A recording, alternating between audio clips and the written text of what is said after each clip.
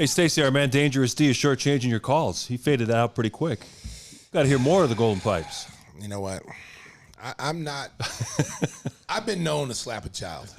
Okay, I've been known to slap a child. I just want to throw that out there. Dangerous D, he's a child. He's a young kid. I've been known to throat punch a child. It's not out of the realm of possibility. I don't just do it to Tim. I will do it to a child. It is time for episode 93 of Gimme the Hot Sauce. We got a special treat for Chicago Bears fans of a certain age. The punky QB, Jim McMahon, is going to join us in segment 2, and we're looking forward to talking to Jimmy Mac about his days playing for the Bears. He actually finished his career in Green Bay, backing up Brett Farve. He's in the College Football Hall of Fame, and we'll talk to him about what he's doing now after his playing career. So Jim McMahon is going to join us in about 15 or 20 minutes, so stay tuned for that. I want to say hi to all the folks on Twitch who are following us live, and I see Kenny Kim Photography is on the feed. That's How about boy. that? Yeah. The best photographer. Yeah, he is great. Hey, listen, if you're getting married and you want a photographer, get my boy Kenny Kim, okay? Yeah, he's excellent. He is the best. He travels all over the world. And he's on Instagram, so if you don't believe me, America, go check out his Instagram. I tell you, if you're getting married or if you just like to be in your house naked and have pictures taken of yourself like Tim, then you can call. I don't know if Kitty will do that. I don't think Kitty will take new pictures. Oh, look, this guy's still. When you look this good, he's still working out over here. You look this good, you get the camera out. The Whispers fan club is already out in full force. Whispers, we got a message to you from Small is Killing You. He says, all you need to do to see red is take a look at Whispers. so we like that. That's the truth. Yeah, he's red today. He's been out in the sun. Seriously. Feel that? Yeah, I mean, seriously, he is. I mean, America. If you can't see it, don't adjust your television. Okay, he is actually red. Okay, he is actually. I'm sitting right next to him, and the heat is just coming off his forehead. Like, what have you been doing? Were you on the boat this weekend? What were you doing? I'm doing everything outside. Wow. You know, this guy, he has a boat. He never invites us, Mark. You yeah, I know. That? We never can get on there. Wow. I told you, every time he's invited me to go, it's always to serve hors d'oeuvres and drinks. You're Isaac from the Love Boat, right? Yeah. He's like, wants to come out, he said, I got white gloves for you. Just wear the black jacket. It's 100 degrees outside in a black suit. And I'm supposed to, I got a napkin on my arm, and I'm handing out drinks to his friends. Yeah, okay. Well, that's what I told Mark. When you come up, we'll get served. It'll be nice. Wow. Jeez. Wow. See, that's you know what? I'm wait a minute. America, I'm throwing the race card now. There it is right there. There it is. I just dominoes. That's what I'm doing right there. Wow. Yeah. Hey, 4-Ace Win is asking, his Whispers started drinking already? You're drinking coffee today. That's something different. It's a new touch for you. It's a hangover. Oh, is that what's going on? No, No? just a little tired. But after this goes down, I'll grab a beer. All right. Yeah. Sounds good. Keep it flowing, baby. That's what the show's all about. Some of your best materials when you're drinking. You don't know what's in this coffee, do you? That's true. Just because there's coffee on the top, you don't know what's mixed in. I am Irish. I don't want to know. Could be Irish coffee. Hey, the NBA never sleeps. It is a 24/7, 365-day-a-year league, and this week we had the NBA schedule release, and there was a couple of dates in there I noticed that I just felt painful for my buddy Stacey King. You know, Stacey, you got a back-to-back where you got to fly into Toronto on a Sunday, call a game on Sunday, try to get out of customs and everything, and play the next night against the Raptors at the United Center. Who put that? Whose idea was that? A monkey in an astronaut suit. That's the only way you can explain that. A monkey just put some little ping pong balls, and that's what that reminds me of 90s basketball. Yeah. The home and home thing. That is the dumbest thing I've ever seen in my life. It's okay if it's Detroit to go into Canada, though? Yes, if it's Detroit or Indiana or Milwaukee, I can see that. But to have to go through customs in, Toronto and then try to get out, that's the hardest part is getting out of there, I don't know, man. I don't know if that little monkey Bubbles or whoever it was, they need to put him away. Just put him back in the cage. Don't let him pick the more schedules, man. Because, but the positive note is that the Bulls got some national games this year. We get some love. Yeah, and that means I get off some days. And the TNT Bulls are back. They've got a 20-game winning streak playing on Thursday night on TNT at home. And they hadn't had a home game televised since 2017. So it's been a long time, and they're going to put that streak on the line against Giannis and the Bucks. That's coming up, I believe, in February. So that'll be interesting. You've got a 6-game road trip that starts right before Thanksgiving. So you're going to be having microwave turkey somewhere on the road, it sounds like. I think we're gonna be in Oklahoma City during Thanksgiving, so I'm not really looking forward to that. But I mean, I love Oklahoma. Hey, yeah, of course you do. I didn't yeah. turn my back on you, Right. Sooner State. It's just I just didn't envision myself having Thanksgiving in a hotel. Yeah, you in Oklahoma City. you play at Milwaukee on Friday or Wednesday the 23rd, and then you're going to have to fly probably Thanksgiving night to Oklahoma City. Another monkey, Bubbles, pulling out the schedule. And here's the funny thing about this. It's like I want to know if other teams are having these kind of schedule, conflicts. Yeah. Like it's almost like somebody's out there like, let's have some fun with the Bulls. They might be good this year, but let's slow them down a little bit, And I don't understand it because when you look at some of the schedule, it's like, oh my God, like really? Like, why are we playing? Like, there should be no back-to-backs because we're starting the season early. Like, we're starting the season. This is probably the earliest I've ever seen it started. Like, the preseason starts, like, our first preseason game, I think, is October the 4th. And then after that, it's like, what? The opener's in Miami, October 19th. It's a Wednesday. Yeah, I mean, it's whew.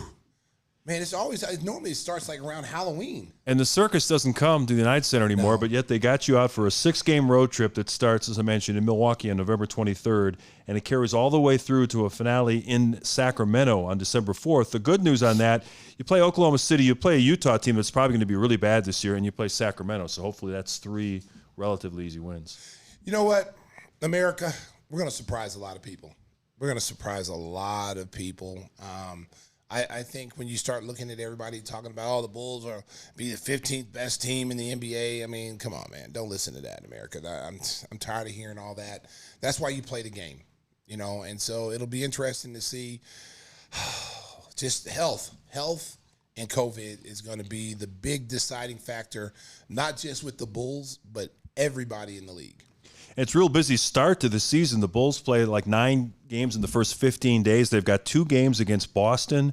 They've got Philadelphia on the schedule, a good Cleveland team, as I mentioned, opening night at Miami. So you're going to have to play good basketball right off the start to get. Because remember, last year, that set the tone for the whole year. The Bulls got off to a really fast start.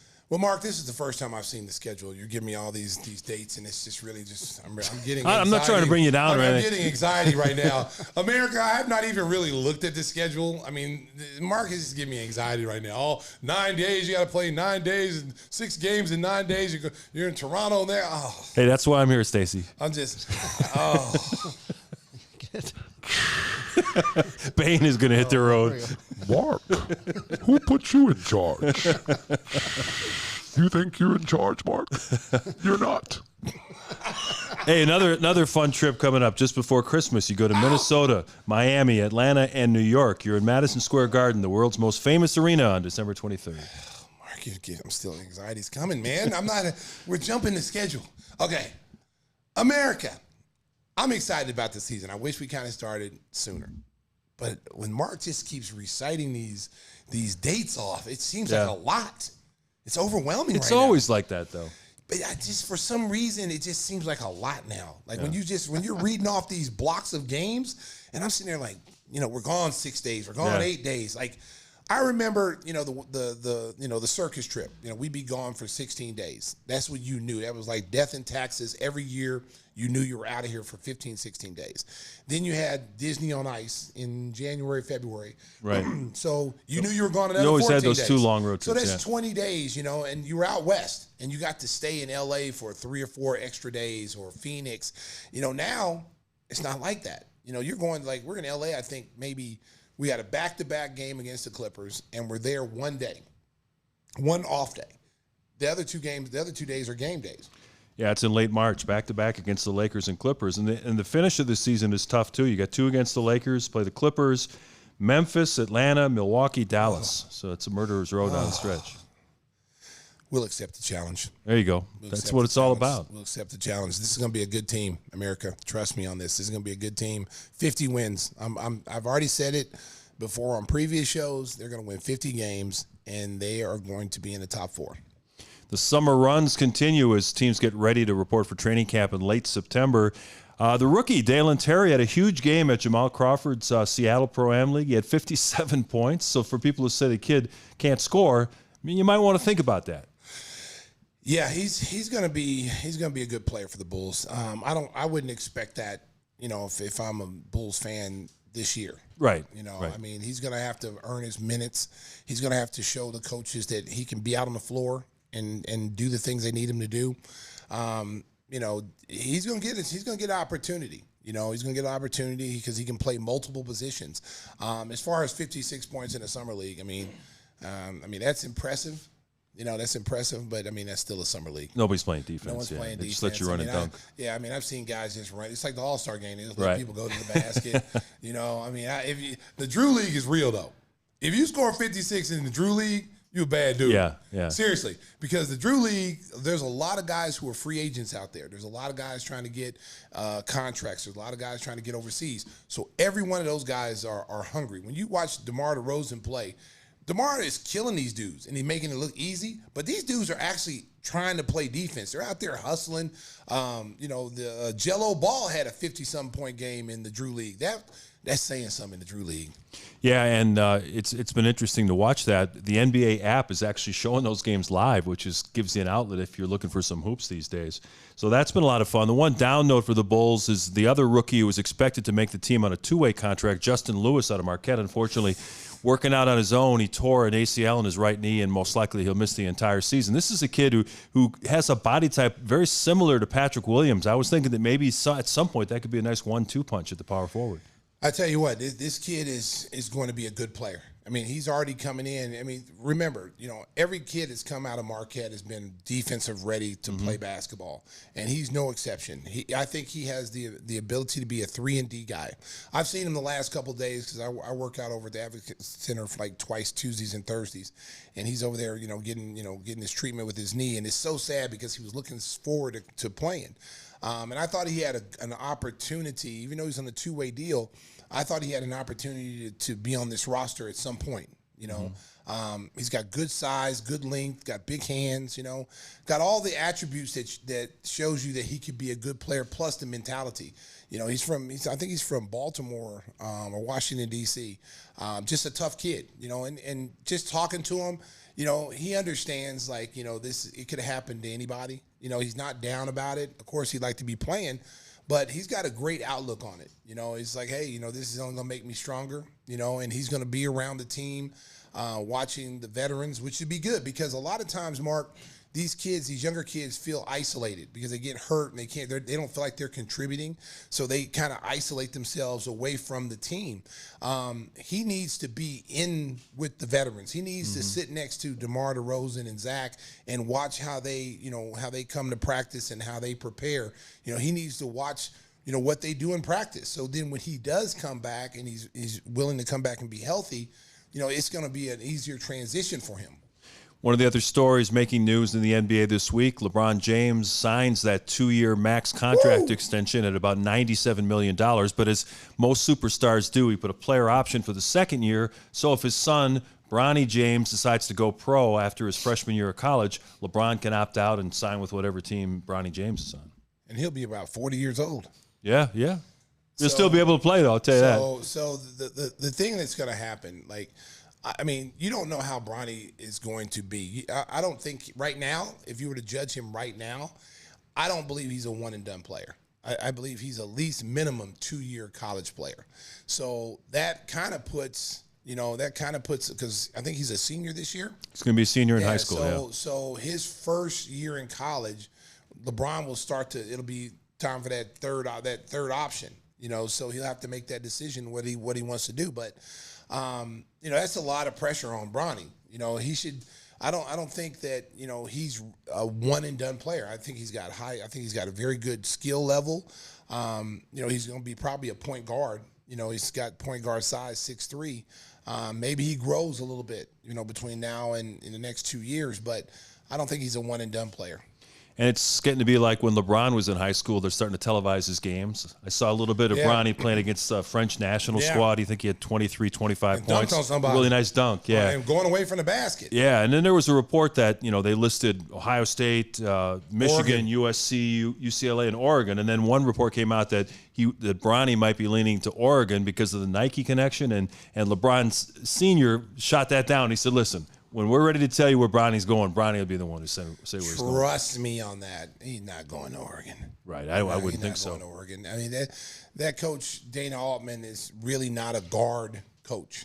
He needs to go somewhere where he is going to be featured and allowed to do the things that he does best. And that's all you look for when you're looking at the colleges, when you're being highly recruited. You try to find out where your game could fit into what they're doing in their system. You don't just go there just because it's a Nike school. There's plenty of Nike schools. I mean, Duke's a Nike school. North Carolina's a Nike school. There's plenty of Nike schools. Right. You know, it's just a matter of going to, for Bronny, it's what are you looking for?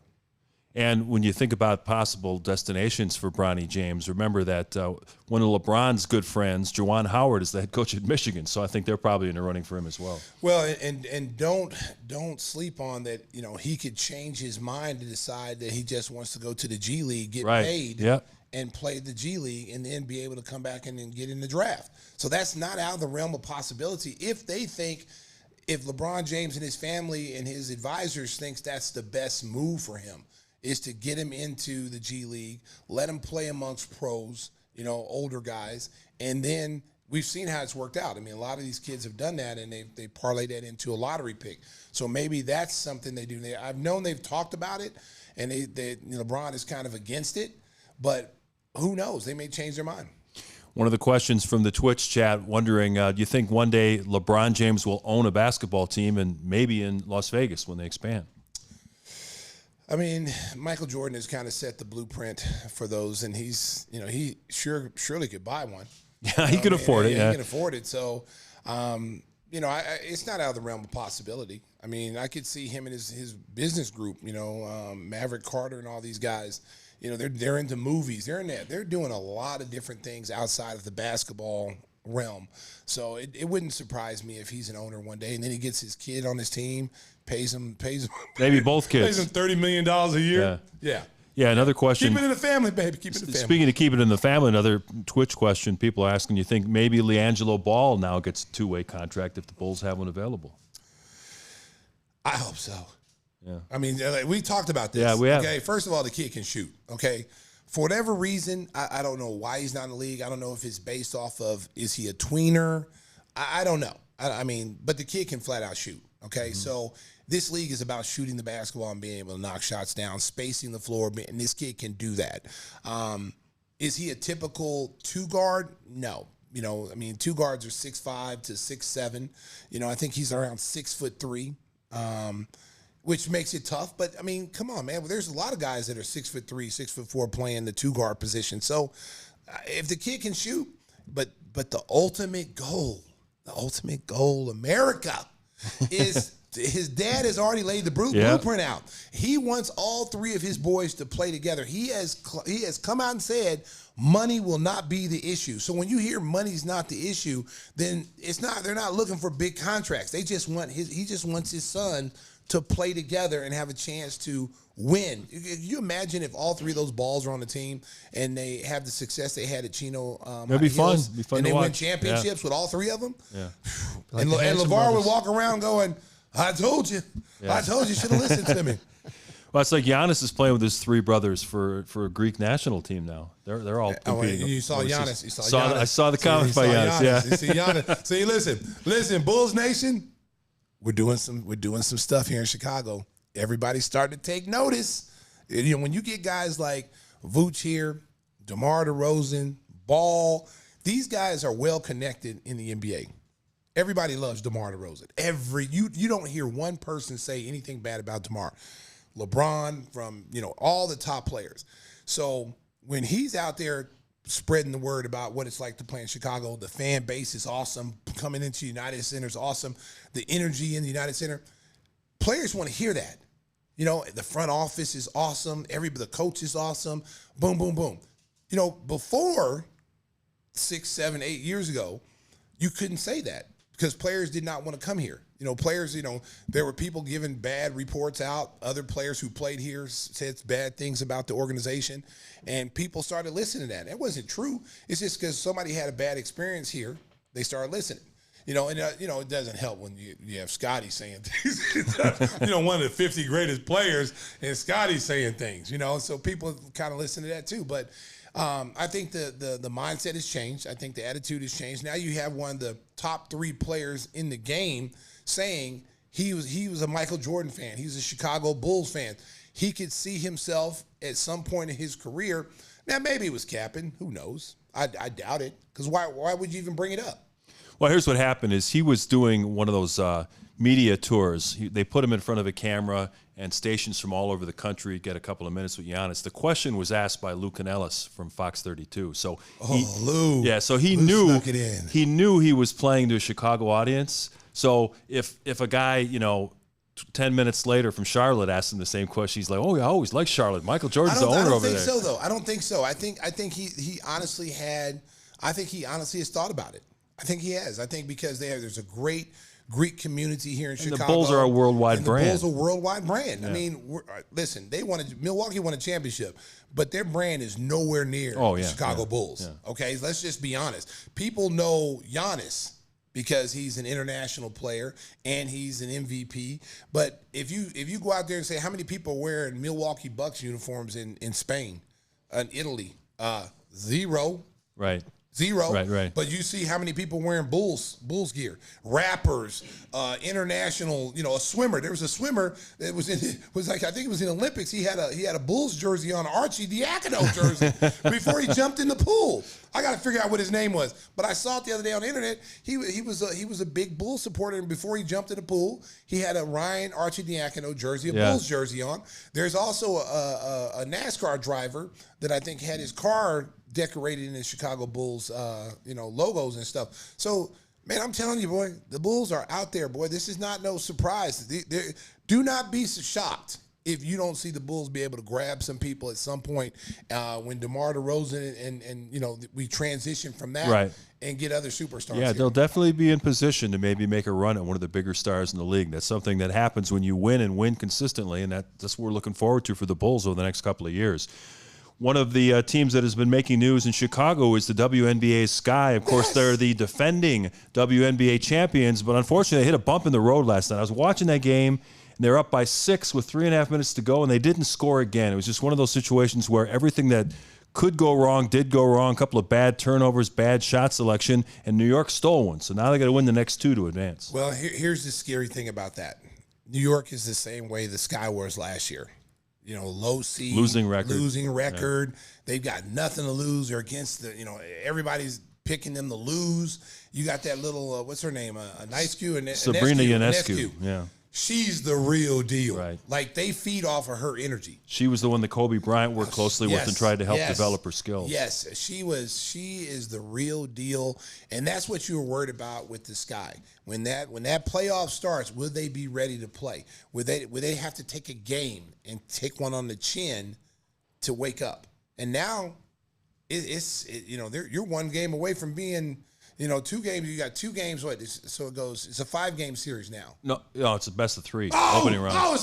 They got to win the next 2. That's it. You win the 2 or you go home. Hey, last year, Stacey, the first round was 1. I thought it was elimination. 5. No, the semifinals and the finals are 5. The first round's best of 3. Is best for 3. They got to win the next 2 or they're going home. Oh Lord, 911. Chicago Sky, wake up. Wake up, it's going to be early summer for you. Oh, Lord, I didn't know that, Mark. Heavy wears the crown of the defending champion. Now, you guys never messed around. You always swept that first round, which was best of 5. Yeah, we didn't mess around, man. We didn't have time to mess around with these little peons. You can't give nobody hope, nobody no confidence. Right. You're supposed to beat a team, 3 out of 5, you go do it. Now, there's one time, though, Mark. There's one time back in the day when we played Miami. It was a 5-game series, and we win the first 2 games, and we go to That's to a Jordan drinking game? Yeah, it was a Jordan drinking game, man. Over at Hooters. Over at Hooters, baby. He was over there for the whole day, almost 24 hours. But at the end of the day, he came out there, baby. He was sweating. He was sweating like he'd been drinking.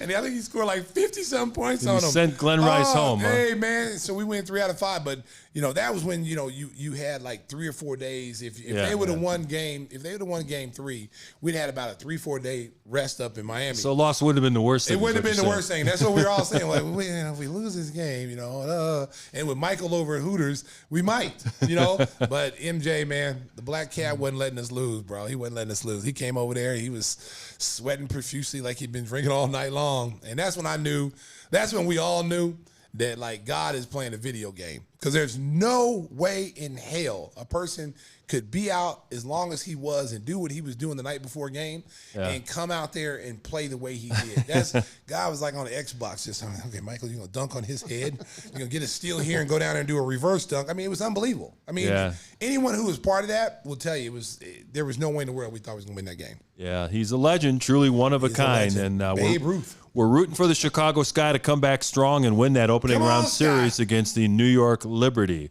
So speaking of exploits in playoff series, remember Jim McMahon going down to New Orleans for the Super Bowl? He had some fun down there. We'll talk to Jimmy Mack about that and a whole lot of other things when episode 93 of Gimme the Hot Sauce rolls on. But first of all, I want to help you out a little bit. Want to help you with your insurance needs? Make sure to contact our buddy, Jeff Vukovic. When it comes to insurance for your auto, home, and business, you always want to contact the best. Contact the king of insurance, nationwide agent Jeff Vukovic. You can find him at jeffvuk.com. That's jeffvuk.com. The season's not far away, and the Golden Pipes are always ready. Nationwide is on your side. I didn't know Bane needed insurance, but I guess we all do, right, Stacey? Everybody needs insurance. Everybody needs insurance, so contact our friend Jeff Vukovic at jeffvuk.com. You're going to love what's coming up next. Jim McMahon, the quarterback of the Super Bowl champion 1985 Chicago Bears, next on Gimme the Hot Sauce. We are going to transition, talk some football now. We're joined by 1985 Bears Super Bowl champion Jim McMahon. Jim, thanks for joining us. Where are we finding you today? You mentioned you got a new house. Where are you living these days? I'm actually renting a little small house in Arizona. I just sold my house a few months back and bought a place down in Mexico. I'm spending more time down there. So it's not as much hassle down there. So it's like 150. They're all coming here. There ain't nobody down there. So it's a dry heat, only about 120 degrees, I'm guessing, something like that.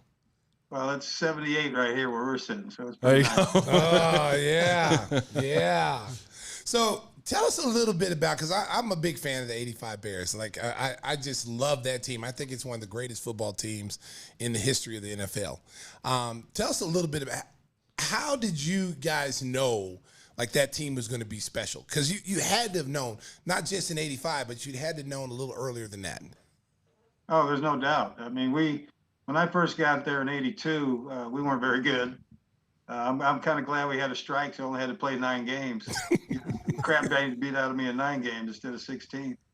But we started getting better in 84. I mean, we actually went to an NFC Championship game in 1984. So we had a good ball club, and we knew we were going to be good in 85. And as long as I stayed halfway healthy, we shouldn't have lost. And, things turned out the way we planned them. After we came back in 84, said, we're going to win the Super Bowl in 85, and that was our focus, and we got it done. It's not like we went away in 1986 either. We were 14-2 the following year. And we just we had home field advantage for the next 4 years in the playoffs, and we pissed it away. Wow. Yeah, I remember that 86 season. That's when Ditka decided to bring in Doug Flutie and really turn the whole clubhouse upside down. What was it like in the locker room that time with people taking sides? Who should be playing quarterback? Of course, you were injured, so you had to watch it from the outside perspective. But did Mike screw that up by trying to push Flutie on the team? Well, in my opinion, yeah, because we had 2 guys that had played for us already and won for us in big games. Steve Fuller, he beat the Redskins in Washington, which is tough to do in the playoffs in 1984. And, so he had proven himself to be a quality player. And then who was the other? I think Tomczak was the other. Tomczak, yeah. So I was basically sticking up for those guys. I had nothing against Doug Flutie. He was a good athlete, a good football player. But I had nothing against the kid. But I was sticking up for the guys that had been there and sacrificed already for this team, and why he was just going out and trying to find somebody else to fill in. He was trying to find somebody to replace me. I think that's what it was. Well, what was your dynamics? Because you hear so many stories, and a lot of how the media works, Jim. You don't know what is true and what's not true. What was your dynamic with Mike Ditka? Did you guys have a love-hate relationship? That's a good way to put it. I think coming in, him and I were there as rookies together. It was his first year as coach. It was my first year in the pros, and it wasn't like I had a couple of Hall of Famers I had to sit and watch. I had Bob Abellini and Vince Evans were the two guys that were here before me. And so I think he wanted me to play early, and I wanted to play early. And I didn't deserve to start the opening game, and I wasn't ready. But I played, I think, the second half of the second game, and then from then on. But we had a lot of run-ins. A lot of it had to do with play selection. He would pretty much take over the play calling if the first series of downs didn't go like he planned or wanted. And he was not an offensive coordinator. He was a tight end, and that's how he called plays, like a tight end. Like no rhyme or reason for some of the things that would be sent in. And I think he thought I would do things just to piss him off. And I was trying to win ball games. And, I was taught in college, if you can take advantage of something on the defense, do it. And so any chance that I got that I could change the play or not even call the one that was sent in because it was so ridiculous, I would do it. Because I was trying to win games, and everybody knew we were going to run the ball, right? So they'd stack the box we had eight guys in the box pretty much the whole time I was there. And that's a credit to our offensive line. We led the league in rushing 4 straight years, which had never been done, and I don't think it's been done since. And that's a credit to those guys because everybody knew we were going to run the damn thing. And like I said, 8 guys in the box is tough to run, and they still did it. So there should be more than Jimbo Covert in the Hall of Fame from those guys. It's funny, that team has really stood the test of time. When you hear national commentators talk about the greatest NFL teams, they always include the 85 Bears that won the 1 Super Bowl. Of course, you ended up going to San Diego, and they had all kinds of quarterback issues after you left. And when you go back to the Super Bowl, I remember you blow out the Patriots, and you've got the defense putting Buddy Ryan on their shoulders, and then Mike Ditka being carried off by another group. I mean, it just seemed like a weird message being sent about a fracture within the group. Was that something that you guys had to overcome during those years? Well, it was that way when I first got to Chicago. It was defense. That's all they taught, and Walter, of course. Mm-hmm. And it was like nobody else existed on the offensive side of the ball. And I talked to Buddy Ryan extensively about this. And I said, look, everywhere you've been, and you've gone to the Super Bowl, New York Jets, Minnesota Vikings. I said, you guys had a pretty good offense. You had somebody on the other side of the ball that was helping you out. You can't beat Dallas and the 49ers and the Giants and the Redskins. You can't beat them 3-0. You got to be able to score points. But Buddy he did not care. He just when I played for him in Philadelphia, he would tell our offensive coordinators, run the ball, we'll score on defense and win. That's the craziest, but that's how Buddy thought. But we had a hell of a good offense. We had a lot of offensive talent, not just Walter Payton. I thought Dennis Gentry was the most underused, most valuable guy that anybody could have. I mean, that kid could play. He was fast. He was reliable. He could block. He ran back kicks for us. I mean, we had Willie Galt with his speed. McKinnon was so reliable. Emery Moore had a tight end with Tim Reitman. I mean, we had all kinds of talent. And but we let Mike was going to run the ball with Walter 30 times a game. Take us back to the Minnesota game in September. I think it was your 3rd game of the season. You were hurt, and Ditka wasn't going to play you. And Minnesota jumped all over you guys and looked like y'all were getting ready to get blown out the building. And then you conned your way in, got in the game, and then you just started throwing, like you threw the first pass, I think it was to Willie Galt or McKinnon, one of them, and it just started rolling. You scored like 30-some points, and you came back from the jaws of defeat. I think they call that the McMahon Miracle here in Chicago. Tell us a little bit about that. Well, we had just played New England the week before, and had a problem with my neck and my shoulder. I was in the hospital for a couple of days in traction, And, it was a Thursday night game. So it was a quick turnaround. So I missed, Monday, Tuesday, Wednesday practice. I got out of the hospital Wednesday. I went to Wednesday's practice. I was actually sitting with the ABC crew was there at practice. And I was sitting in the bleachers watching. And they said, "Aren't you going to play?" I said, "Yeah, I'm going to play." And how come you ain't there practicing? I said, "Well, our offense hasn't changed in 4 years. Why is it going to change this week?" So I didn't really need the practice. And so the next night, that night we get to Minnesota and Ditka, we have a team meeting, and he tells me I'm not playing.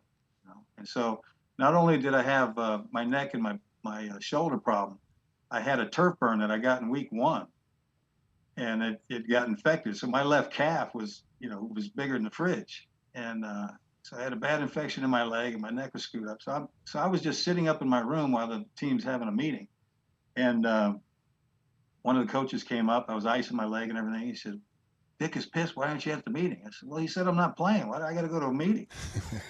And so I ended up going down there. He berated me and then said, "You're not playing. You didn't practice this and that." So the next night, I get, it's funny what adrenaline will do to you. You start getting close to game time, that adrenaline kicks in. A lot of these, little aches and pains seem to go away. And then, I don't know how many painkillers and muscle relaxers in me. So I wasn't feeling any pain. And I was actually throwing the hell out of the ball in pregame warmups. And I went over to him. I said, "Hey, man, if you need me, I can play." He said, "Yeah, get out of here. You're not playing." And this is a big game. They were 2-0. We were 2-0. And they're in our division. So it was a big game for an early season game. And things just weren't going our way that night. Steve wasn't playing bad. It's just, things weren't going our way. Defensively, we were, Tommy Kramer was picking us apart. And I kept, badgering Mike the whole first half. It just wasn't the same team I was looking at from the sidelines. Guys' heads were down. It wasn't what I'd seen the first 2 weeks. And so, he kept shoving me back. "Get the hell out of here. You're not playing, And so that whole first half was like that. And then the start of the second quarter, they got a quick score. We went on, I think it was a 3 and out.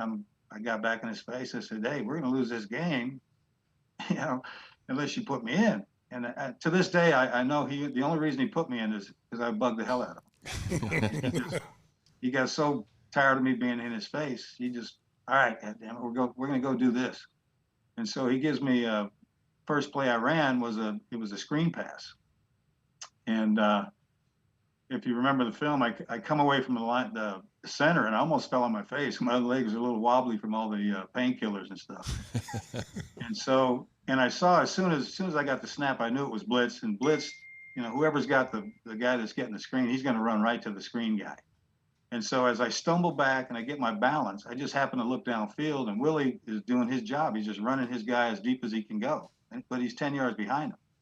And I knew, from the time I got the snap to the time I planted and threw the ball, the lineman couldn't be downfield for the screen already. So I throw the ball, and we score. And everybody's excited. And when I got to the sideline, Ditka grabbed me and about threw my neck out again. He's like, "What damn play did you call?" A touchdown play, yeah. "Well, I called the screen." He goes, "Why'd you throw it to him?" I said, "Because he was open. We scored. What are you pissed at?" And then, we get a quick turnover, and we go in, and then we run it's called a bootleg. I fake the thing and come out around the end. And really, you're supposed to have 2 options. You hit the back in the flat, or the tight end coming across. And so I'd always tell my wide receiver, McKinnon, I said, the only guy that can stop this play, if the linebacker jumps the back in the flat, and the weak safety is the only guy who can stop the tight end. I said, so if the weak safety jumps the tight end, Dennis, you just get behind him. And sure enough, I come out there and they jumped Walter, I believe it was, or Matt, whoever it was. And then as I'm looking for Emery, I see the weak safety jump him, and I said, I knew Dennis was going to be behind him, so I just let it go before I even saw Dennis. And 2 for 2 for 2 scores, and then from then I got another one later in the quarter, another kind of broken play, just kind of ran around and running to my left and hit McKinnon for another big score, and that was it. And I kind of turned around the season and said, "Hey, man, don't count us out, because we're not the old predictable Bears we used to be. That's kind of running." Yeah, I remember that. Hey, Jim, we know that you like to have fun off the field during your playing career, and you ended up, ironically enough, playing for the Green Bay Packers, backing up Brett Farve in Green Bay. What was that quarterback room like with Farve? I mean, I'm sure you helped him in a lot of different ways, but was he as wild and reckless as some people would like you to believe, or was he a pretty serious student of the game when it came down to business? No, Brett liked to have a good time as well. I mean, he's a hell of a competitor, great football player. But he liked to have his fun too. And, when I got there in late, I think there was 5 games to go in the season in '95. I was with Cleveland the first part of the year. And, and we ended up losing the NFC Championship game that year. And so I stuck around for another year. And during training camp, the Super Bowl site and day came out, and it was going to be back in New Orleans. And it was going to be on the same day that we won, January 26th. Wow. 11 years apart, and I said, hey, dude, I said, this is kind of working out just like it did in Chicago. I said, we lost the NFC Championship game in '84, came back and won it. I said, the Super Bowl's back in New Orleans. I said, it's on the same day. I said, just don't screw this up. We're a lock to get there. Don't screw it up. And he didn't, we'd get that. But who'd have guessed that I'm going to play against the same team, the New England Patriots? That was a little bit of deja vu there. Yeah. 11 years apart, same day, same place, same team, same result too. Whoop that ass. One of my biggest questions was watching that Super Bowl when you guys played New England, and not seeing Walter Payton score the touchdown at that moment when that should. I thought, I'm not the coach, but I thought that moment should have been Walter Payton's, especially with all that he had been through. And I know Refrigerator Perry that's a big dude. I mean, he was going to score one way or the other, but I thought that should have been Walter Payton's opportunity to score because he didn't score after that. No, and I've been asked that question a lot, and I didn't realize how much it had meant to Walter. I've since talked to Matute and Jared Payton, Walter's son, about it. But at the time, Walter had said nothing about it. And but I don't think it would have mattered. I think we could have given the ball 100 times. He wasn't going to get in. I mean, because that was New England's focus.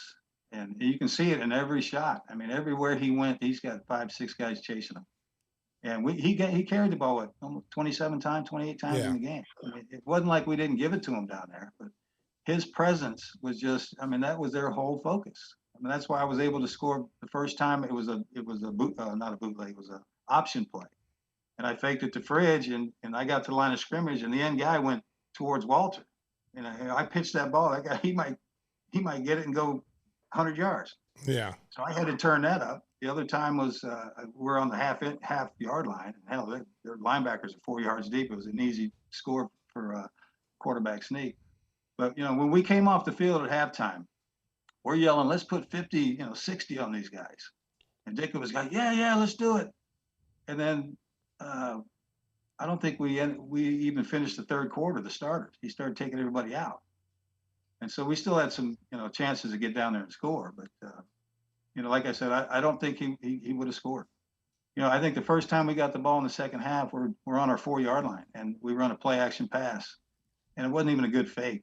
And you can see there's literally 6 guys chasing Walter, and Willie's running up the field one-on-one with the safety. I underthrew it a yard, or he might have went 96 for a score, but that's the kind of influence he had in that game. I mean, everybody else had success because of his greatness, and it doesn't diminish, his career at all. I don't think, not scoring in that game, because hell, it was a blowout. Yeah. And maybe it was a close game and a nail biter, and he didn't get the score. Maybe that. That's how I looked at it. I mean, the guy was a great player, and to me, it didn't matter if he scored or not. I would have rather thrown 3 touchdowns and run 2 in. Hell, who wants to run 4 touchdowns as a QB? You want to throw them in as a QB. Yeah, exactly. Jim, I've heard you say that you don't watch a ton of football anymore. I don't know how much you've seen of the current Bears. What do you know about Justin Fields? Maybe you saw him at Ohio State. Maybe you saw him in his rookie year with the Bears. Obviously, he's got all the physical tools. What do you think it's going to take for him to be successful in Chicago?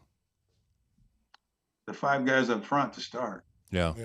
I don't know what that situation is, or to me, it really didn't matter who my receivers or backs were. Give me 5 guys up front that want to fight, and you can win games. So I knew I had that in Chicago, and plus I had Walter in the backfield.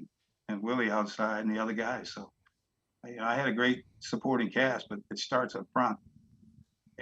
He came from Ohio State, had success there, big program. So, obviously he's got talent and can play. So it's going to be, whether or not, he listens to the coach all the time or he goes to win ball games. Talk a little bit about the when you first came in the league, I think everyone looked at you as like kind of being a maverick. Like you spoke your mind, you weren't afraid to speak your mind.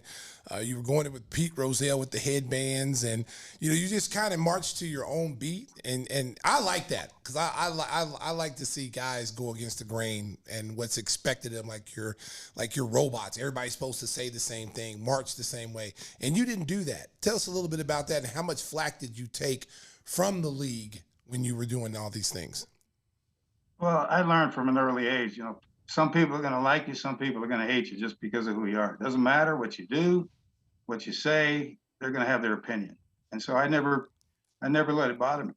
I never let, why would I take criticism from somebody I wouldn't take advice from?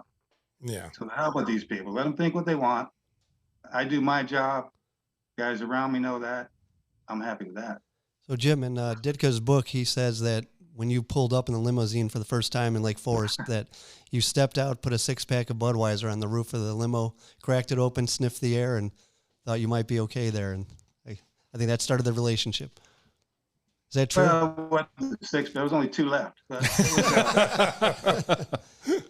I just taken a 3-hour flight from Utah, an hour limo ride up to Lake Forest, and there was beer there. So what's it in there for, right?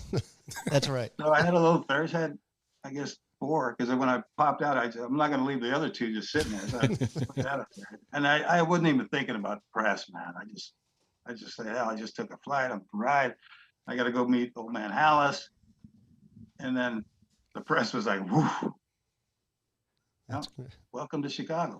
And then Mike Ditka actually happened to be walking in the building right at that time. And he looked at me and said, so you're my first round pick, huh? And I said, guess so. And then was and love I thereafter. sit and wait for Halas to wake up from his nap to talk to him.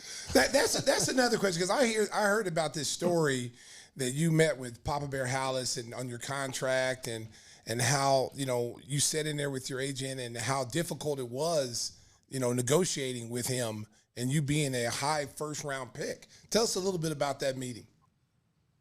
Well, like I said, I sat there outside of his office for about an hour and just looked at the secretary. Finally, I said, hey, what am I doing here? Because I had friends on the team. Kenny Marjoram I had known from an All-America team, and Keith Van Horn, and they wanted to take me out and celebrate. And so finally I just, hey, what am I waiting for? And the lady said, well, Mr. Halas is taking a nap. And I'm like, are you kidding me? I said, wake his old ass up. I said, what can you do? And so she goes in, 5 minutes later, I get to go in there, and he's sitting there in his chair, and he's already got a contract. I just got drafted 5 hours ago, and he's got this contract, and he says, first thing he says, well, you're too short, you got a bad eye, your arm is suspect, and we don't know about one of your knees either. He goes, maybe you should go to Canada. This is the first words out of his mouth. And I look at him and I said, well, why'd you draft me, old man? I said, who's in your scouting department? And he has his contract. And at the time, if you remember, the USFL was just coming in. Yep. They were going to have their first season that spring. And so I knew I had a meeting with George Allen, who was coaching the Chicago Blitz, the old Redskin coach. And I had a meeting with him in the next 3 or 4 days. And so Halas slides his contract over, and I see the first number, and I just wadded it up, and I said, I ain't signing that. And I throw it at him, and I walked out. That was my first meeting with Papa Bear. And so I ended up meeting with George Allen, a week later, maybe, whatever it was. And he offered me a great deal, part ownership of the team, this and that. I said, George, you put this in writing, I will play for you. But I said, you have to do it within the next 2 weeks, because that year they had some stupid rule that said if the rookies don't sign by July 15th, I think it was, they can't play that year. Yeah. And that's when I knew the NFL was full of shit, because Marcus Allen and I think it was Darren Nelson from the Vikings didn't sign until after that, and they got to play. And so George Allen never came back to me with that thing in writing. So I had to go back to Halas, and he unfolded that damn thing that I threw at him. I had to sign that. I was a little pissed those first 3 years. Wow. Hey, Jim, it's no secret that you've battled some health issues over the last decade or so, probably going back further than that. You sound great. Your recall's fantastic on everything. How are you feeling these days? Well, I figured out what was happening with my head, and that happened about, it's been about 10 years now, I think.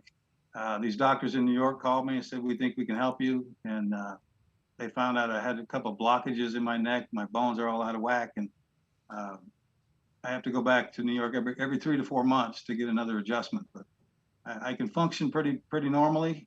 But as soon as these headaches start and then I start getting foggy, all I want to do is be in a dark room. And I know it's time to call the doc. But it's a pain to get. Then I got to make it. Get on a plane, and being on a plane with a head full of fluid is not fun. But I can function normally. Like I said, for about 3 or 4 months, and then I start forgetting stuff and getting bad headaches, and time to call the doc. But at least I know what's wrong with me. I've had teammates that did not know, and they're not here anymore. And had I had a weapon at the time, I wouldn't be here either. I had the same damn thoughts. It hurt so bad, you just want to end it. And we're proud guys. We don't want to ask for help, especially everybody knew you're gonna have bad arm or bad knee or shoulder or something when you're done with football. Nobody ever talked about the brain, and that's pretty much the most important thing. Yeah. At least I know now, and I've tried to get. I think this guy is actually working with the NFL, doing some studies now about this doctor. He's actually a chiropractor by trade, but he studied the brain for the last 30 years, and he speaks all over the world about it. And he just wants to help, and he takes care of me. Knowing what you know now, because people always ask me that question, like knowing what you know now, and all the things that your body has gone through as a football player, would you do it all over again? Knowing what you know.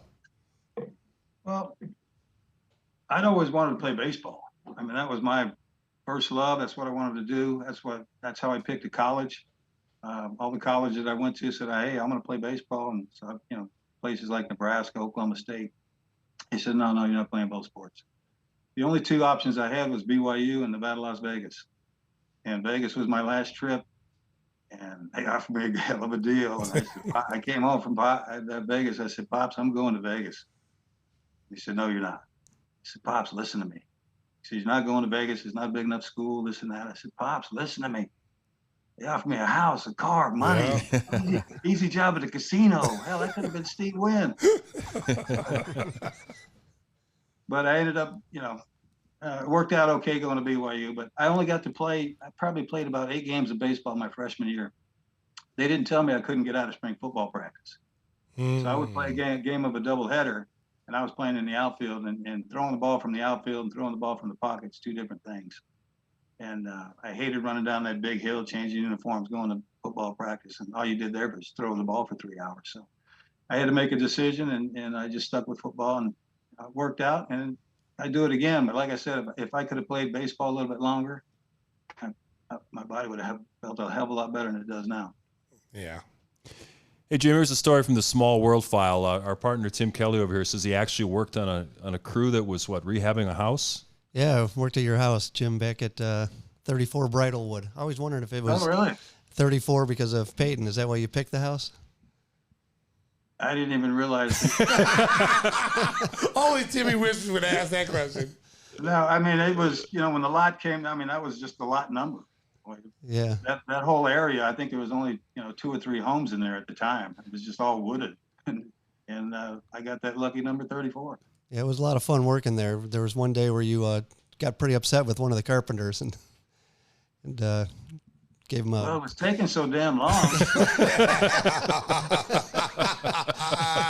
It's a place to sleep. Yeah. Oh, my God. So you know what I'm talking about. Not really. You tossed him like a sled. I was probably pissed off at somebody. Yeah. I was like, I'm going to just tiptoe out of here. You guys are all just sitting around drinking beer, probably. That was true. That's what I got pissed off. I didn't get one from you. That's right. Yeah. At least share the wealth. Happened. Come on, Tim. Yeah, I think that's what happened. Oh, my God. He probably was looking to get a refund. Yeah. Yeah, it was a good time. Well, Jim, we really appreciate you taking some time for us today and reflecting on those great days with the Bears. Of course, you're also in the College Football Hall of Fame. Yes. That decision to go to BYU turned out pretty good for yourself, didn't it? Yeah, like I said, it turned out okay. Yeah. Well, enjoy yourself out there. I don't know if you're going to get back to Chicago at all during the football season, but we're going to send you some of Stacey's signature hot sauce to spice things up in the household there. Yes. Sounds good.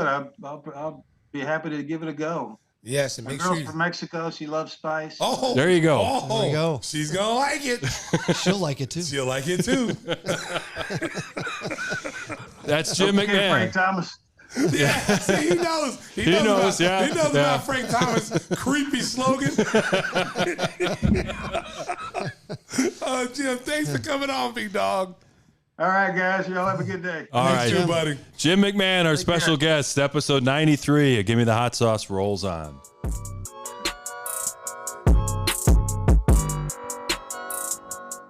Wow, that was a ton of fun talking with Jim McMahon. You know, Stacey, when you said that he agreed to come on the show, I was wondering exactly, how sharp he was going to be, because it was so well publicized about the CTE issues he had, the brain injury, but obviously the treatment that he found really did wonders for him. His recall of all those plays was just unbelievable. And when he said the point about if I had had a weapon, I might have considered killing myself too, because the pain and the agony of going through that was so severe for him. Well, I tell you, that was deep.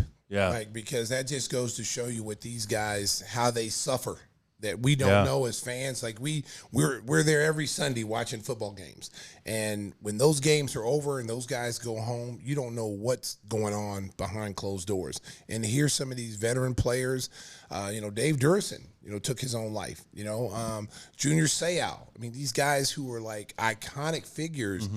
So much stuff going on, with their brain. I mean, it's Demaryius Thomas, the wide receiver. Yeah, they said there was evidence of CTE. Grade 2 level. A young guy. So like as fans, we're every Sunday, go Bears, go whoever you cheer for. But man, when those guys go home, you don't know what they're going through. And until recently, there was no guaranteed money in any of those contracts. No. They beat the hell out of each other. They suffer, they're crippled for life. And most of those guys didn't make the kind of money that we saw in other sports. I mean, look at Mongo. Oh my gosh! God bless Mongo. I mean, this was a guy a few years ago had so much energy, was so a big figure. He's always been a big figure, and now he's in a situation where he's got ALS, and it's just so sad because these guys were just like such mountain iconic figures here in the sport of NFL and being Chicago. And I remember seeing Jim McMahon probably. Man, it had to be about maybe 10 years ago, and he was having a hard time, recalling information. And to have him on the show and him, giving us the opportunity to bring him on the show, man, he's as sharp as a tack. Because some of those plays, that Minnesota game, he knew exactly what play was called, why he called the play, who was open. He didn't have any problem recalling any of that. Right. One of my good friends in the media, Mike Adamley, who played for the Jets and the Kansas City Chiefs and for the Bears briefly, he's battling the effects of the traumatic brain injuries. He was working on the network level, working for NBC. He was doing Olympics? he was doing all kinds of stuff, and now he had to retire early because of the effects of the football injuries. So these guys pay a heavy price. He's a trivia question too. What's that? Isn't he the only? If the only game that Peyton missed, who was the backup? Oh yeah, he did get a chance to. Mike Adamley. Right? Yeah, absolutely. Hey, we're gonna try to lighten things up a little bit. We're really enjoying the comments on the Twitch chat today, so keep them coming. Nick Bianchi asks, how does Timmy Whispers know everybody? He's got a story about every guest that comes on. He's just amazed that you can relate to these big stars. Somehow they intersected life with you. It's like 6 degrees of Kevin Bacon or something. Well, I also had beers with McMahon at his bar back in the day. You probably forgot that too. Well, he was pretty lit up there too. Quite Yeah. frankly. But yeah, he'd just hang out with the crowd at his bar there, especially in the basement. So if you got invited to the basement. Oh, then you're in the real crowd. Right. Then you made it. So we told Jimmy Mac the fudge, not the fudge packer, the sauce packer. Oh, wow, this is a PG rated show. The sauce packer is going to send him too saucy. Hey, how can everyone get some sauce? Because that's been one of the big topics in the Twitch chat. People are saying how they want to use it. Some people say I'll put it on my eggs, I'll put it on my Mexican food. Put it on my wife. Yeah, we saw that too, but we edited that out. Yeah. All right. All right, America. Boy, this is turned into a freaky show. Trying to score the best hot sauce in the game? Well, listen up, because we have a variety of flavors that will bring some spice into your life. That's right. Gimme the Hot Sauce has the best small batch organic sauces for your kitchen. Whether Chicago-style red sauce with garlic twist, fan favorite St. Pat's Verdes, or spicy and sweet King's Q, or the hottest bunch, Chicago Fire 1871. Stop by Gimme the Hot Sauce, that's Gimme, thehotsauce.com. Use code KING21 to get 21% off your first order. Gimme the hot sauce. There you go. There you go. You know, in our pre-production meeting, we usually get together on Wednesdays and chat about some of the things we'd like to talk about on the show. We thought, we're going to hit baseball hard this week. The White Sox had won 5 games in a row. They were 1 game out in the American League Central, and then they did a faceplant. They lost a close game on Wednesday night to the Houston Astros. I believe it was 3-2. And then Thursday, wow, they got run out of their own gym. 21-5 is the final score. But I guess the good news is they play Cleveland 3 games this weekend, get a chance to maybe pick up some ground on the first place team. Is that in Cleveland? Yeah, in Cleveland. But they actually have a better road record. America, and home record. Who does? The White Sox. Oh man, this hurt me today. This hurt me because when I left the Advocate Center, America, it was 0-0. I think it was Giannis was the name, the pitcher. Giolito pitched today. Yeah, he had a rough day. Yeah, he had a rough day, but he was halfway decent in the first couple of innings. It was 0-0, and I thought it was like a tape delay because it was early. I was like, "Were they playing right now?" I didn't know that. Getaway day. Yeah. So then all of a sudden, I get in the car and they were down like 5-6 runs. I'm like, "Wait, I just walked from the front door to the car. What happened?" So I'm just a little disappointed right now. I really felt that if they could get this game, it puts pressure on these other teams. Yeah. Now it's going to come down to the wire. Every game's important now, so they've got to go to Cleveland, and you got to try to get 2 of those 3 games. You have to. If you let Cleveland get 2 or 3 or get 3. Good thing is they got Johnny Cueto and Dylan Cease going in that series. Johnny Cueto's been a godsend. He's been going at least 6 innings in every start. I think all but one of his starts has been a quality one. So they picked him up off the street, basically. Yeah. He's a free agent, and he's been probably their most consistent pitcher this year, other than Dylan Cease. Well, you remember Cueto before the injuries. He was great. Cueto was one of the top pitchers in the league. So, maybe he's found the fountain of youth. Maybe he's got inspired, but he's played well, and so maybe he gets on that mound, 6 innings, goes 6 innings, and then turn it over to the bullpen. And he was the guy that called out the team for not having enough fire. He said, people said, what's going on with the team? Well, we don't see enough fire. And he's an outsider that joined the team in midseason, and yet he's the one that stepped up and said, we got to get it going. They had a team meeting with some of the veteran leaders, and that led to the 5-game winning streak. But now they got to regroup going to Cleveland after a 21-5 loss. Well, listen, America, 5-game win streak, it looked promising.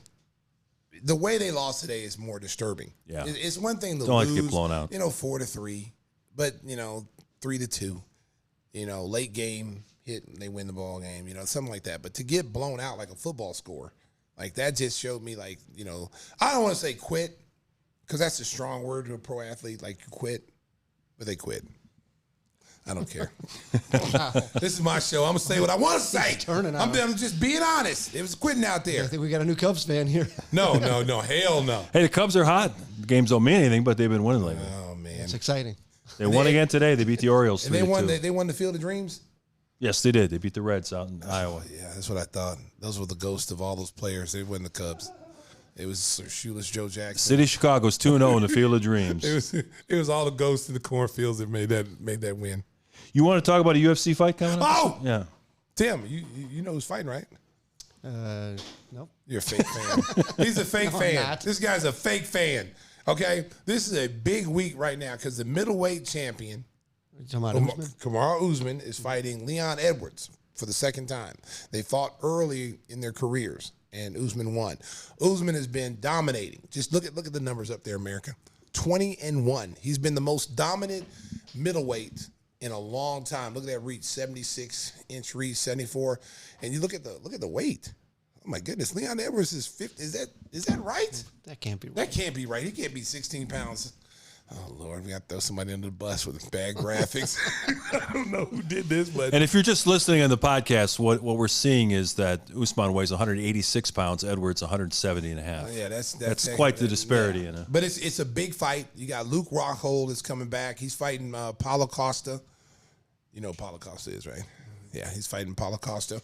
That's a huge fight. Luke Rockhold just came out and blasted the UFC. Blasted him. He may be looking for another job after what he said.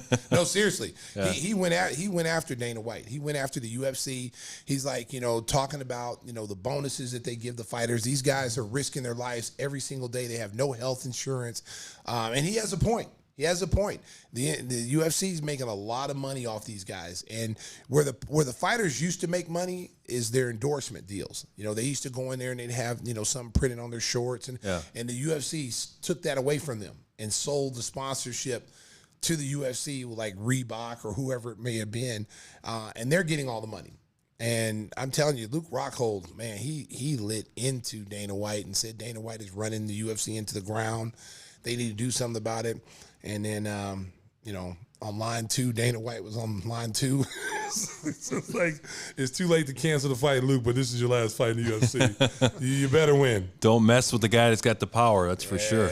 Kingpin. Remember last week, Tim left a little bit early. Did he actually steal your limousine when he was going to that concert? How was that concert, by the way? The Fleetwood Mac or whatever you saw? Fleetwood Mac. Fleetwood Mac. How was that? Stevie Ricks. It was pretty good. Actually, I was surprised. They were good. Were you late? Did you get tongue lashing from the wife? A little bit. Yeah. Just like whispers. Listen, let me tell you something. America.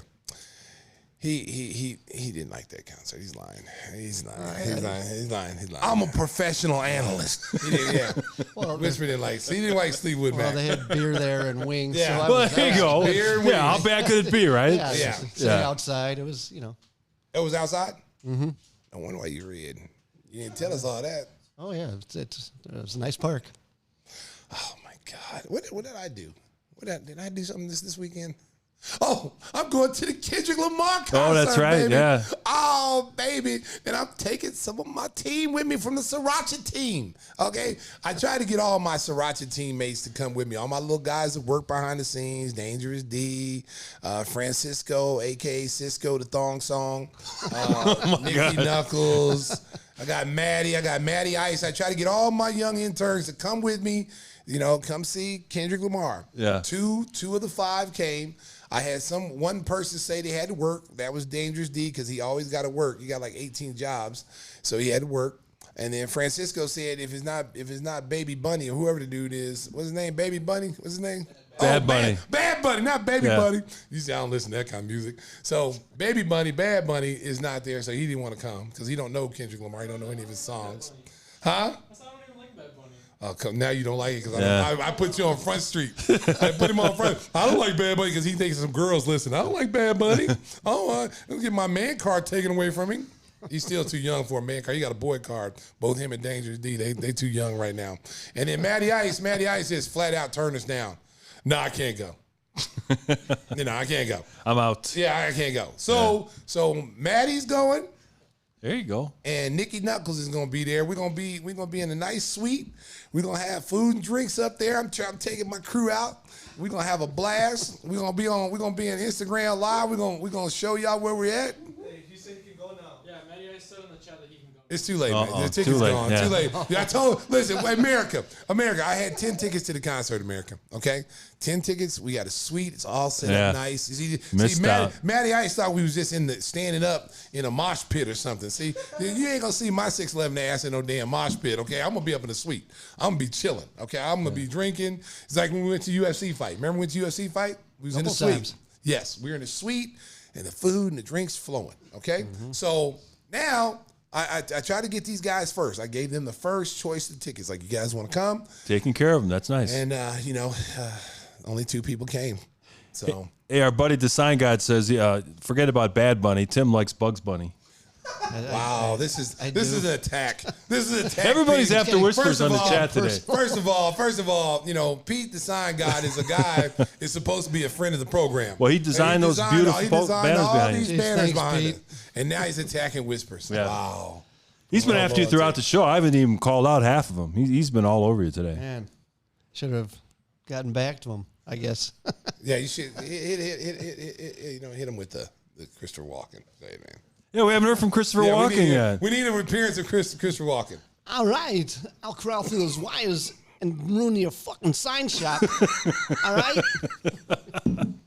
Whispers, you know, there's a show on Prime Video called The Outlaws that he plays one of the characters in there. Hilarious. I have not seen that. Yeah, no, I mean, it's just classic Christopher Walken. He's not the featured player, but he always gets the best lines. He steals the lines. Yeah, he steals the show in almost every episode. Well, it's on Prime, though, so check it out, The Outlaws. It can be like the dumbest line ever, and he makes it sound good. It makes it golden. Yeah, you got boogers in your nose? Like, Yeah, one of the people in the chat earlier said that they'd like to see Bane interview Christopher Walken. Oh, we might have set that Bane up. Bane might kill him, for real. Bane might kill him. Bane don't mess around, bro. We ain't messing around. Bane might kill Christopher Walken. I'm sorry. I don't think so. I'll write it up.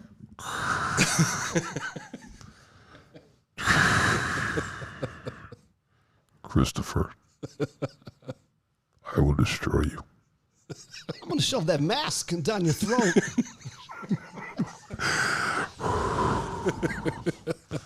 Christopher Walken, you are not the boss. I'm the boss. Hey, take that jockstrap off your face. I'm done with him. I'm done. I'm done with you, Christopher Walken. Yeah. We've got off track over here with Oh, Christopher my Walken. goodness. I like his Christopher Yeah. Walken. That's a regular feature. 4-Ace Win says, protect him at all costs. He's a national treasure we never knew existed. So the Twitch folks love you out there. Hey, you taking a limo to the concert on Louise this weekend? I have a question before I'll get to your question in a second. Well, you know why I'm asking. Yes, because we're getting ready to read that. I have a question. What kind of applesauce? What cider is this? It's another urine sample. No. What the hell is this apple cider? Is it Angry Orchard? Yes, it is. It's past the expiration doesn't date. taste like Angry It's Orchard. double angry now. I don't know what the hell. America, I've been Furious poisoned. Orchard. If something happens to me, America, on my way out of the He's been Sriracha poisoned. studio, I've been poisoned by Larry the Lobster. Oh, my goodness.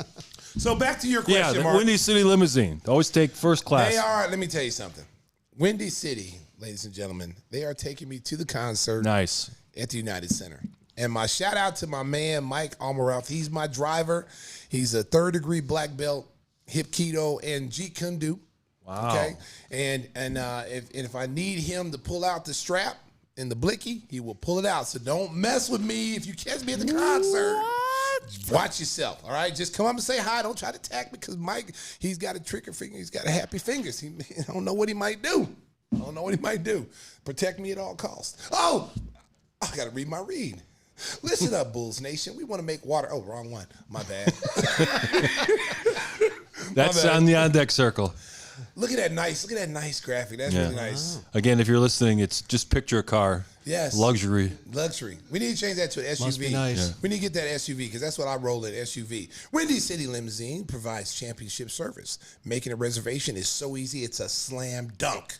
Let Windy City break the full court pressure of traffic and get you to your destination in style and on time like they do for me every week. Contact us at 847-916-9300 or visit WindyCityLimos.com. Tim, did you make peace with the good folks at Angel Water? Nope. They're not happy with us. Cheap little eggs. You know why? Because you're not really selling the sponsorship. You know, we've got the props, we've got the Angel Water, and somebody on Twitch pointed out that Tim is now drinking beer instead of coffee. Christopher Walken. Yeah. Look at that. Are you sick of bottled water? Right on their bottle. What did it say? Are you sick of bottled water? But they make solution. We've lost. They another, make this just for us. We lost They another bottled sponsor. us just to enjoy here Another sponsor out the door. in the Hustle and Flow studio. I think this is about their RO systems. That you don't have to do this, but all right. Look at our producer Maddie going. Shut up, Tim. Get away from there. Come on, Tim, sell it. We're gonna cancel the check. Listen up, Bulls Nation. We want to make water healthier for you and your home and your family. So look no further than our favorite new water here in the Hot Sauce Studios. Angel Water. This company is on a mission to provide water free of the toxins and chemicals that can cause long-term damage to your health. We thank them for providing Gimme the Hot Sauce team with more than enough H2O. As I'm gonna stay hydrated all year with our water. With water you can trust, Angel Water. Call 847-382-7800 to get your water tested for free today. Is it over? I'm sorry. Is the alarm clock went off yet? Why don't you give that phone number again for the folks that would like to contact Angel Water? 847-382-7800. And who should they ask for when they make that phone call? Chief Little Legs. Chief Little Legs. See, that's where you guys get in trouble. Who wants to be called Chief Little Legs? He doesn't. No, I wouldn't think so. Listen, he is our friend. He is one of our best right friends. On the bottle here. Yeah, Chief Little Legs. See what you don't see? Yeah, you don't see his legs. You see everything but his legs. That's why. Chief Little Legs. No, listen. Andy, if you're out there listening, you know we love you, boy. Okay? We know me and Tim, we love you. All right? Tim is responsible for all these jokes, not me. My water's so good at my house, I drink out of my toilet. Okay, that just took it to another level right there. That's just, exactly. I thought that was a good endorsement. Wash it down with a good beer. Yeah, let me drink this piss. Hey, this week's poll question related to the schedule release that came out the other day from the NBA. So we asked you, which game on the schedule are you most excited about? Your options were the opening night game at Miami down in South Beach, the defending champion Golden State Warriors coming to the United Center on January 19th, the TNT Bulls trying to make it 21 straight games that they win with Charles Barkley and crew calling that action. And then LeBron, AD, and the Lakers come to the United Center on March 29th. 50% are going with the TNT Bulls, hoping to make that streak 21 straight games.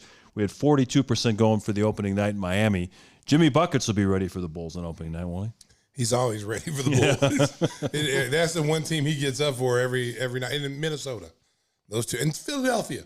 Those three teams. Yeah, he's scorched earth wherever he's been, right? Yeah, wherever he's been, he's had some kind of problem. So, yeah, those are the three teams he gets up for. Yeah, we're only about 6 weeks until the start of NBA training camp. So everybody's talking about the NFL is starting. Well, the NBA is right behind it. So we're looking forward to that. I just saw the schedule, like when we're going to France. Oh. Parlez-vous français? Oui. I can't wait. I'm a professional analyst. Yes. The international man of mystery, Stacey King, taking the show on the road. That's going to be a fun trip. Absolutely. I'm just trying to decide who's going to go with I'll me. go with. You got any? No. You got any knockoff? You want to go with me? Yeah, why not? No, it's not that type of party. I need a female.